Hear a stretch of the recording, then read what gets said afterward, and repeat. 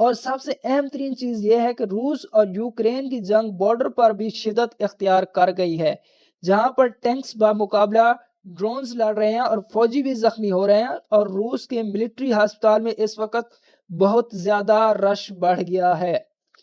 پھر voice grade 24 جو media out late ہے وہ رپورٹ کرتی ہے کہ روس کی ریزان ایل ریفائنری نے اپنی سرگرمیاں معطل کر دی ہیں، اور روس کی ایل ریفائنری کیپیسٹی کا 5% اس ایک ریفائنری سے پروسیس ہو رہا تھا۔ یعنی کہ یہ جو ایل ریفائنری ہے جس کا پروسیس ابھی روس نے معطل کر دیا، یہ پورے روس کی تقریباً 5% کی ایل ریفائنری کا پروسیس اسی ایک ہی ریفائنری سے ہوتا تھا، اور اسے اپنے لیے آپریشن کو روکنا پڑا کیونکہ یوکرین نے اٹیک کیا ہے، یوکرین نے مارا ہے۔ اس ساری صورتحال میں ناظرین ظاہر ہے کہ پریشان کن ہے اور ایک مختلف انداز سے آگے بڑھ رہی ہے۔ اب ان ساری ڈیولپمنٹس کے اندر آپ دو چیزوں کو لیں، یعنی صدر شی جن پنگ نے جو روسی صدر سے ملاقات کی ہے، اور اس میں صدر شی جن پنگ نے کہا کہ دنیا جنگل کے قانون کی طرف واپس جانے کے خطرے سے دو چار ہے۔ روس اور چین کو یک طرفہ غنڈہ گردی اور تاریخ کو پلٹانے والے تمام اقدامات کی مخالفت کرنی چاہیے۔ یک طرفہ غنڈہ گردی کون کر رہا ہے؟ ناظرین اکرام، یہ صاف ظاہر امریکہ کی طرف اشارہ ہے۔ یہ یونائٹڈ سٹیٹس کا جو ایک آپ دیکھیے کہ ورلڈ آرڈر تبدیل ہو رہا ہے، اور اب سے امریکہ سے مڈل ایسٹ بھی خفا ہے۔ امریکہ کی طاقت کم ہو رہی ہے، اور اتنی کلیئر کٹ سٹیٹمنٹ ابھی ٹرمپ یہاں سے کچھ دن پہلے ہی ہو کے گیا ہے، لیکن اتنی کلیئر سٹیٹمنٹ نہیں ہو سکتی تھی۔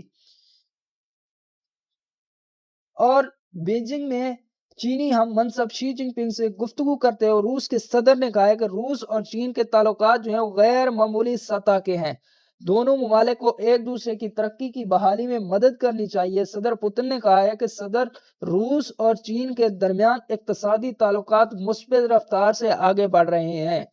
مشرق وسطیٰ کے بحران کے دوران روس ایک قابل اعتماد توانائی فراہم کنندہ ہے۔ روس اور چین تعلقات عالمی سطح پر مددگار ثابت ہو رہے ہیں۔ یعنی اس نے کہا ہے کہ روس ایک قابل اعتماد توانائی فراہم کنندہ ہے۔ روس اور چینی تعلقات عالمی سطح میں عالمی استحکام میں مددگار ثابت ہو رہے ہیں۔ انہوں نے کہا ہے کہ چین اور روس کو منصفانہ اور معقول عالمی گورننس سسٹم کی تعمیر کو فروغ دینا چاہیے۔ چینی صدر نے بڑا سخت بیان دیا ہے۔ انہوں نے اس موقع پر کہا ہے کہ چین روس تعلقات کی کامیابی کی وجہ سیاسی باہمی اعتماد اور اسٹریٹجک تعاون ہے۔ ناظرین کرام، لیٹس بی آنیسٹ کہ ان سب کے اندر روس پر دوبارہ سے اٹیکس ہونا یہ بھی ایک میسج ہے، لیکن روس نے بھی اپنے مسلس دکھائے ہیں، روس نے بھی یوکرین پر حملے شروع کر دیے ہیں۔ آئی تھنک کہ اب یہ جنگ روس ایک سٹیپ آگے لے کر جائے گا، کیونکہ اس سے یہ ہوگا کہ نیٹو ممالک میں اگر روس گھستا ہے تو امریکہ نیٹو کے ساتھ اور یورپ کے ساتھ اپنا غصہ اتارے گا۔ امریکہ اس جنگ میں پڑے گا نہیں، تو نیٹو بھی اس وقت آل ٹائم اپنے لو پر جا رہا ہے، نہ کہ کمزور ہے۔ تو آپ انتظار کرتے ہیں جب آپ کا مخالف کمزور ہو تب آپ وار کرتے ہیں۔ تو روس جو ہے وہ اس سب کے اندر چین کی مدد سے یورپ کے ساتھ اور نیٹو کے ساتھ کوئی نہ کوئی ایڈونچرزم ضرور کرے گا۔ سچویشن اس طرف تو بہت تیزی سے بڑھ رہی ہے، اینڈ لیٹس بی آنیسٹ کہ سچویشن تبدیل ہو رہی ہے۔ ایران والا معاملہ بھی ہے، لیکن تائیوان اور یوکرین ایشو کو ہم اگنور نہیں کر سکتے۔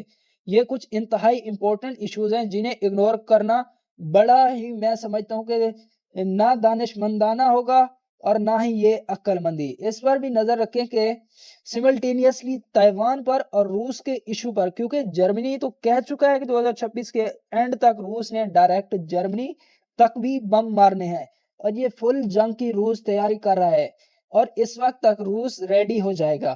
اور سی آئی اے کی اور پینٹاگون کی رپورٹ یہ ہے کہ 2026 کے اینڈ تک یا 27 کے شروع میں چین تائیوان پر قبضے کے لیے تیار ہوگا۔